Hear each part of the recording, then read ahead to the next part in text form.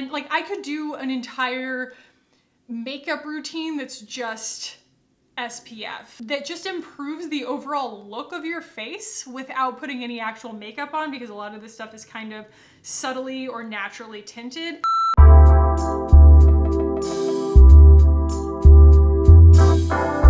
Hey guys, what's up? Welcome back. Today is going to be a full face of SPF or full face of sunscreen. In my last video when we did like the full scope of Supergoop and what I recommend and what I don't, I mentioned you can get a pretty good, fresh looking face with just sunscreen, like ready to leave the house, like bright-eyed, feeling a little bit better. And a few people commented, they were like, I would like to see it. And I was like, you know what? That's definitely worth showing. I'm also going to then take it to the next level and just kind of challenge myself to do like as much of a full face as I can with just SPF products that I have here on hand, and we'll probably do some brows and mascara at the end and stuff like that. So anyway, I'm going to be sharing some little tips and tricks with you guys, as well as showing a lot of the SPF products that I love in action today. So let's go ahead and jump in.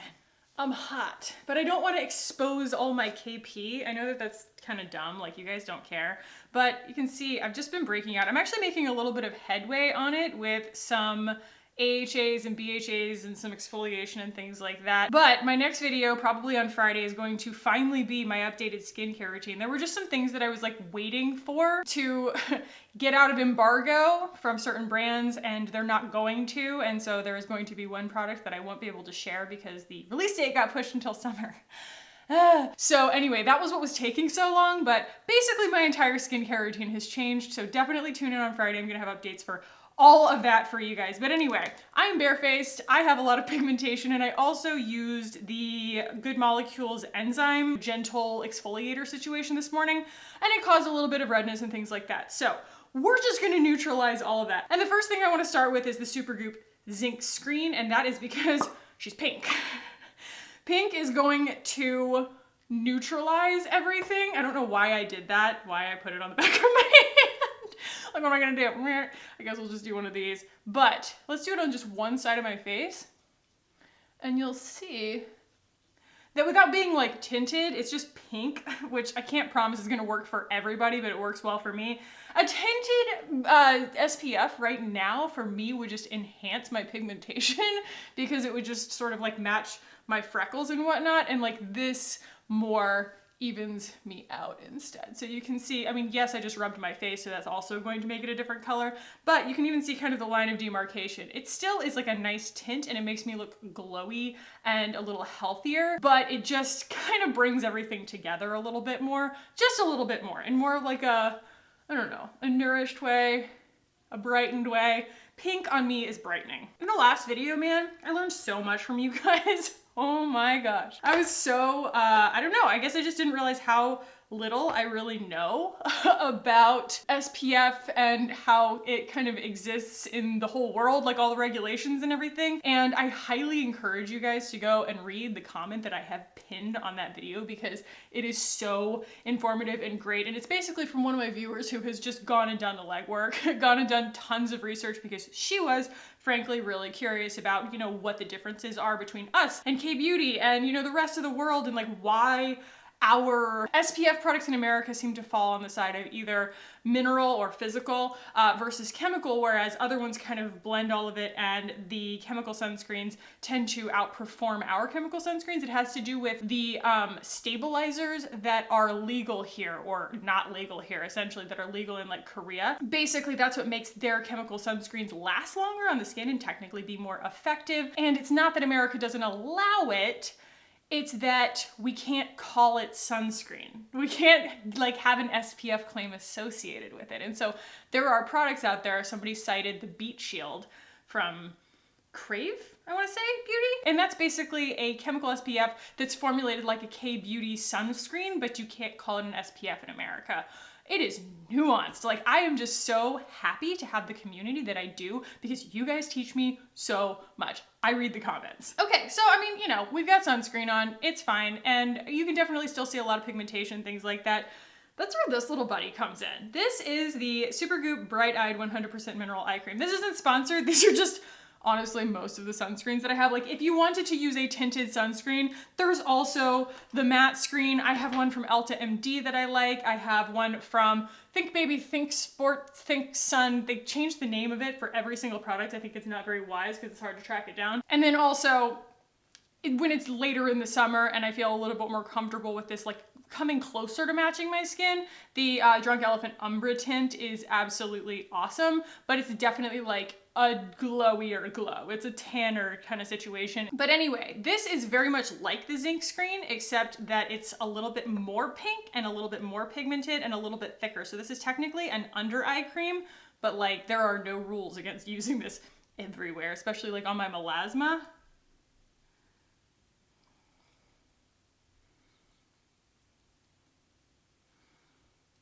And it almost acts like the Becca color corrector. You know, it's got that light pink reflective quality to it, that iridescence, and it just brightens your skin so much.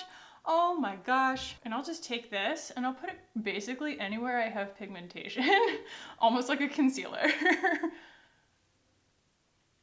And then like I said, you know, this is a little bit too deep for me, the Umbra tint right now, but we can use it as a bronzer. You guys are probably like, Kackie, I would have liked to have seen it swatched. Well, here we go.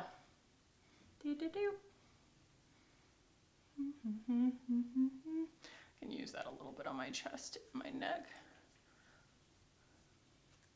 I just kind of put too much on my hands. So basically what you've accomplished is a little bit of evening of the skin, brightening, and a little bit of bronzing, which is what you would do with like a complexion look anyway with makeup. And this does have some pigmentation to it, so like, you know, make sure that it's really nice and blended. But the best part is if like something doesn't go right, you can wipe it off. There's really like no big stakes here. So generally like that's the vibe. Like if you really want to look like cute, you're going to the pool, you're going to run errands or something like that. I feel like this is like a leave the house face where like my under eyes are brightened. I feel like my blemishes are pretty camouflaged, but you can still see my skin. And I don't think anybody would look at me right now and think I had anything more than skincare on. I also apologize because I definitely am flaunting my brow privilege right now. If you are someone who's like, I will not leave the house without putting my brows on. Absolutely, I totally understand. I want to now go kind of the extra mile and do a little bit of blush, a little bit of like highlighty cheek action, maybe a little eye, and some mascara and brow. And like it's super, super quick, and we're actually still not talking technically about makeup unless you count the Supergoop shimmer shades as makeup. So we played with these the other day, and I really, really love Daydream and also First Light. So First Light is going to be more of a highlight shade, so let's go ahead and do that.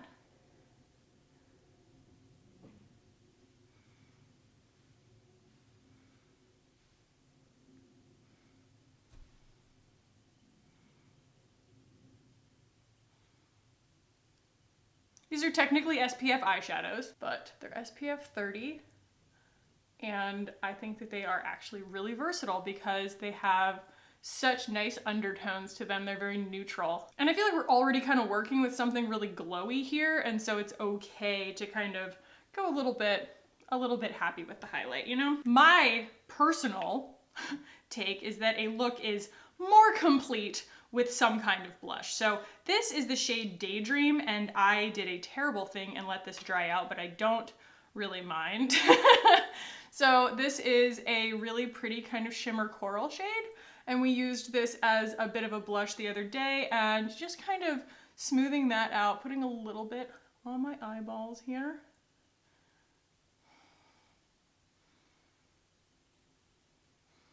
And if you find that it's too much, you can absolutely like go back in with something that doesn't have any shimmer to it and balance it back out. But I'm kind of just challenging myself right now.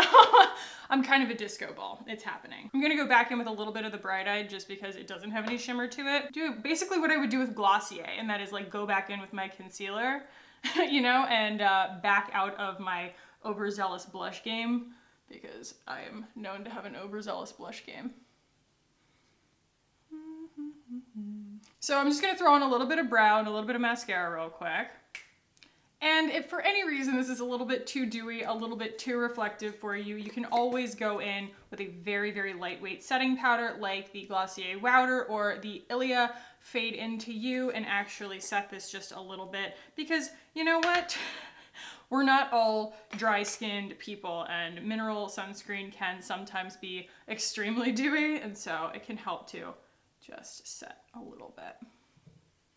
Control that shine. You're not losing any SPF by doing this.